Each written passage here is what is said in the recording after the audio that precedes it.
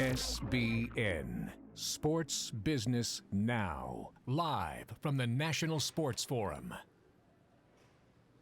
Hey everybody, welcome back to Live from NSF. I'm Holly Koski, and I have with me today Alex Vergara from ESPN Wide World of Sports, our host last night. Yes, that was a great opening night to kick off the whole forum. It was fantastic.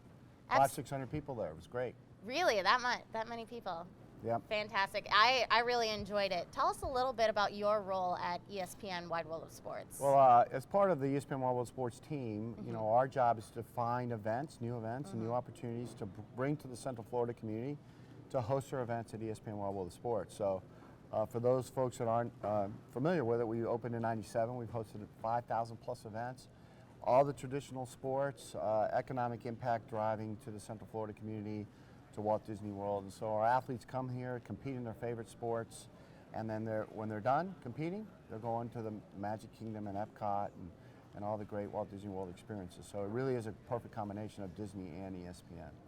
Yeah, on our tour they mentioned, you know, your business model, how it's a little unique as far as you can afford to maybe not make as much money on, say, an event, and really experiment because of, like you said, that economic impact to other parks and things like that. Well, in sports tourism, the key is that economic impact. So it's trying to bring incremental visitors to the Central Florida and Walt Disney World Resort area. And so we are that one-stop shop. So if you know, sports commissions, for example, have become huge in this country. There's over 250 municipalities that house sports commissions to try to bring programming of sports into their communities.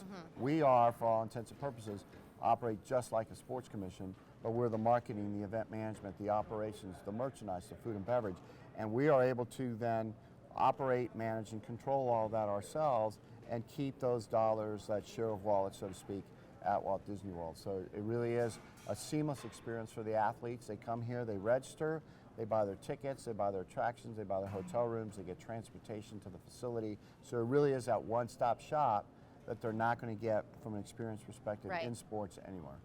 Yeah, definitely a destination, you know, type tournament or event or things like that. And I also noticed that there's a lot of naming rights on the facility, whether it be Jostens or HP.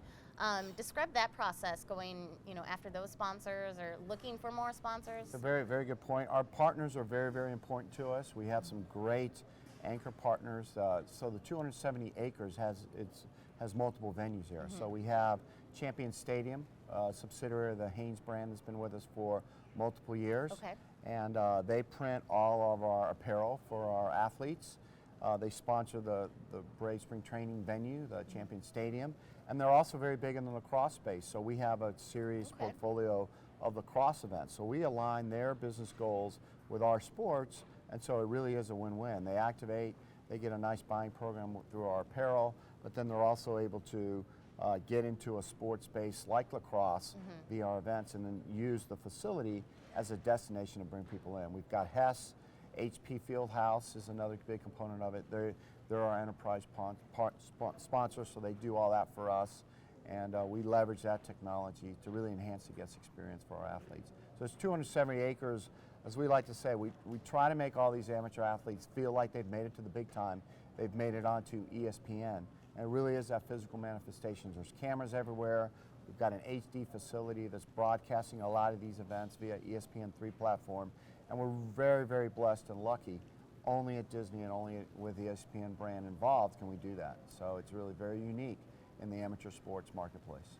I know I would have killed to be, you know, go to you know, ESPN Wide World of Sports as an athlete when I was younger, and just totally have those opportunities that those young kids have. So. Absolutely. They come here for 90% of those athletes. Those are the best facilities they're ever going to play on. Right. And they're coming there and they see the ESPN marks, and we see it every single day, even there. You know, I've been there almost 20 years, and it's still, you really see the emotion and the passion that these families and kids come there. And you know, we also add that Disney magical touch. You know, we bring in the characters for opening and closing ceremonies. We have the attention to detail that you come to expect from the Disney brand.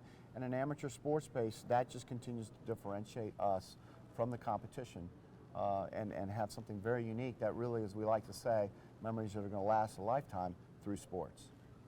ESPN Wide World of Sports, showing why they are a top-notch facility for amateur sports and professional sports and Absolutely. beyond. Absolutely. Thank you so much, Alex, for joining us. I'll let you get going here. All right. And thank you for joining us, and we'll see you this afternoon at nsflive.com. Hey everybody, we are live from the National Sports stuff. Forum Thank you so opening much. ceremonies presented by the Disney Institute. We're here at the ESPN Wide World of Sports, and we're about to have a behind-the-scenes tour, so let's check it out.